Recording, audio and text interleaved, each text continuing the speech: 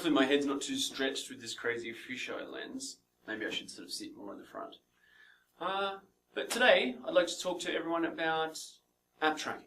Now, app tracking is a new thing. App tracking is software, like an app itself is software, in opposed to, say, a website. Right? So, in order for you to understand the sort of current situation with app tracking and why it's lacking in certain areas, we need to take you on a little journey about web tracking. Now, web tracking, I'm sure you can remember back in the day, 10 years ago, you used to have flash websites, where it was like, you just knew how many people went to your site, but you had no idea what was happening when people got there. And Google for a long time has been harping on about correct URL structures and unique page titles and things like that. So let me just jot those two down because they're going to be important later on. So with a website, you have a URL and you have a page title. Now both these things are supposed to be unique. Well, that benefits everyone's SEO anyway. Now, if your website was being tracked, say Google Analytics or Omniture or anything like that, they're all the same. The unique identifier is usually the URL. And that's great because HTML websites, they all have URLs. And because you've done a really good job of structuring the URL nicely, when you see it in your reports and you see, slash category, slash product, slash, version number or whatever you might have, as opposed to what you might have done in the past, or you might still see on some websites, where it's slash, question mark equals some sort of number. If you see traffic to these two pages, in the past, you'd say, well, I have no idea what this page is, and you know what? Some tracking tools don't even recognize the question mark with it equals 2, 1, 2, 3. So you've just got like a whole lot of traffic going to a blank space. And as an analytics person, you might hear, your product manager come along and say, how many people went to our iPhone page last week? And you're like, well, I don't know. I only know how much traffic went to our whole shop section. Whereas if your URL is structured correctly with, categories and products and the product names, then you can say, yes, I know exactly how many people went to the iPhone page, for example. And that's a long journey that web traffic has gone on, along with the title as well, which is unique, so that you can bring that sort of human element to the URLs. If you're not that familiar with the URL structure, page titles being unique really describe the pages and the content on the page. Now, as I said, web tracking has gone on a long journey, 10-year journey about getting this right. And HTML itself and the web supports that. Good SEO strategy supports this. Everything's in this nice harmonious relationship. Now the problem, well not the problem, but the challenge with app tracking is that we're very early in the infancy of app tracking. So app tracking, you don't have pages, you have screens. And unlike a website, there aren't websites. You can enter a website through all different places. Google or other search engines might shoot you straight to certain pages, and that's fine. But with apps, generally you go straight through the front door all the time. You open the app, there it is.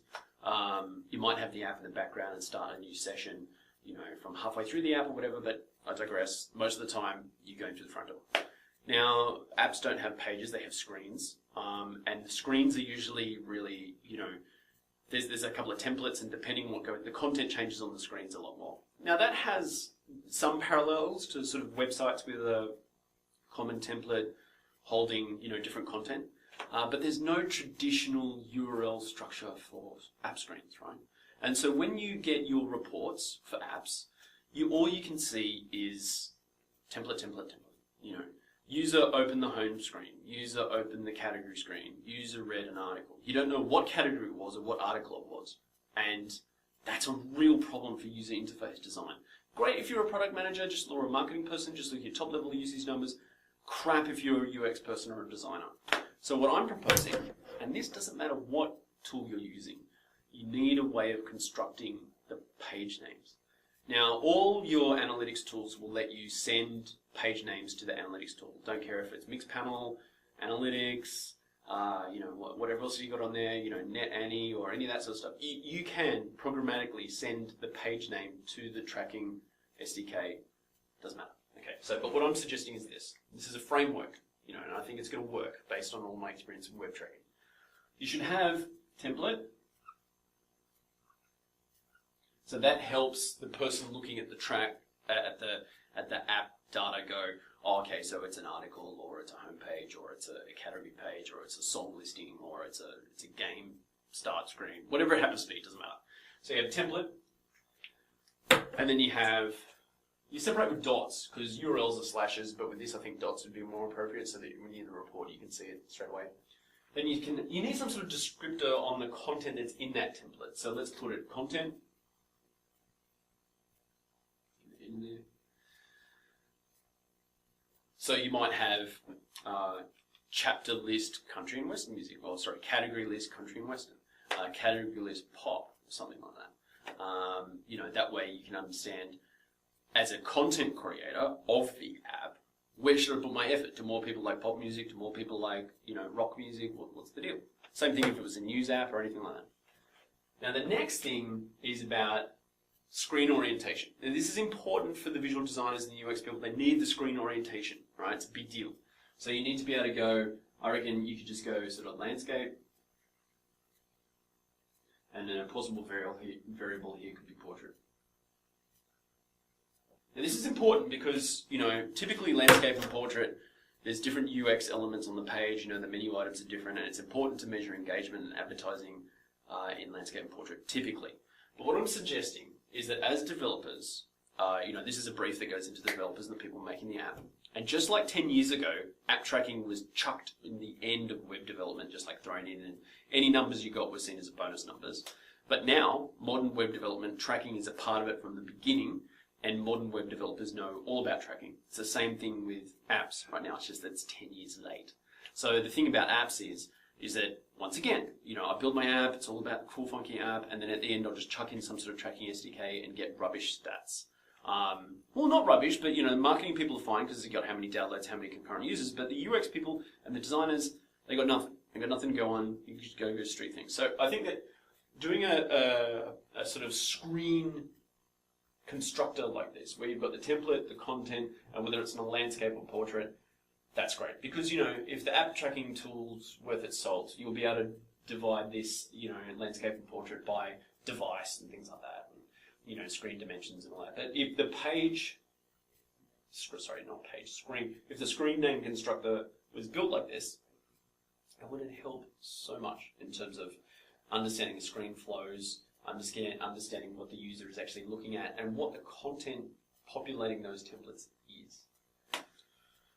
Right, so hopefully that makes a lot of sense, because far too often in all of the app tracking reports I've ever seen so far, I've never seen anyone do a really good job at this. This has always been poop, and it's always been, you know, page screen number 1, screen number 2, or, you know, screen ID this, screen ID that, which means absolutely nothing. And, you know, unlike a website where you can grab the URL in your report and just punch it in a browser and go, oh, that's the page they're talking about, you can't do that with an app.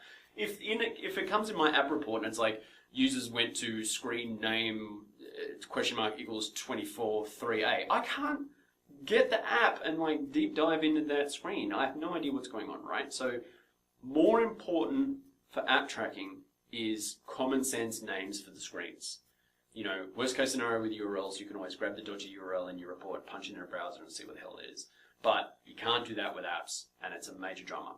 So hopefully that explains a lot where I'm sort of coming from with this. I'm keen to have discussions with people on how to get this sort of framework into, if it's analytics or Mixpanel or whatever. There's definitely ways of doing this, and you can be guaranteed that Google's iteration cycle with their app tracking at the moment is like once every 3 months. They're deploying new SDKs, they're on top of this sort of stuff. But it doesn't matter what Google does. I'm only mentioning Google because they're most advanced, you know, iteration cycle. They're still not going to be able to just magically come up with page names. You need to have a page name method within your app. You need to have a method so that the page names are constructed in a certain way and passed into analytics. Analytics is not magical. You know, they can't just pull it from the user experience and just magically populate reports. You know, it needs to be something that's intentionally populated. So, does that make sense? That makes sense, doesn't it? It totally does. So anyway, feel free to grab me. I'm available whenever, and we can talk about how to get this sort of, you know, screen naming convention in your app tracking reports, and we can take it from there. So I'm going to awkwardly press stop on the camera now, and feel free to grab me. My details are in the video below.